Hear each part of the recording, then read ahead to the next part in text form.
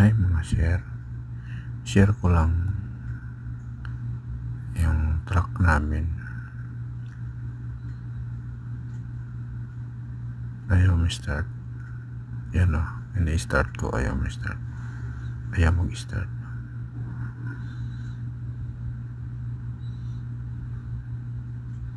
Pero bago po yan mga sir, chinik ko na yung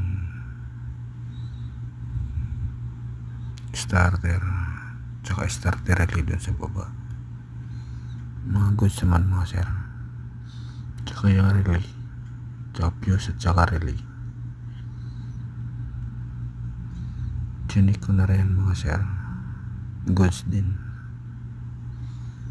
Kaya naisipan kong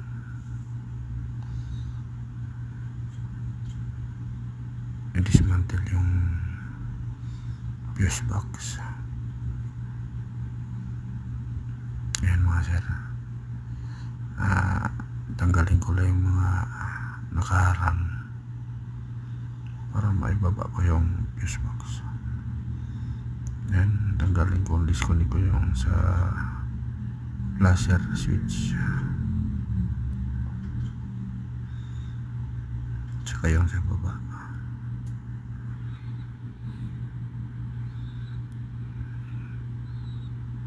Sa part 2 mga sir, papakita ko rin kung nagawa ko o hindi. Ay mga sir, disconnect ko una is tanggalin yung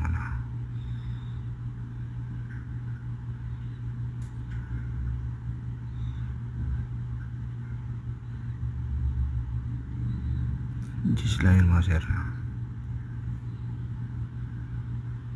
natanggal ko para ma-check ko yung ilalim dyan sa sakit.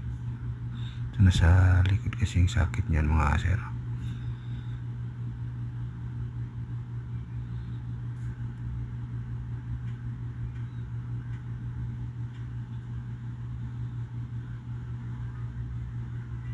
Sa parto mga sir, papakita ko sa inyo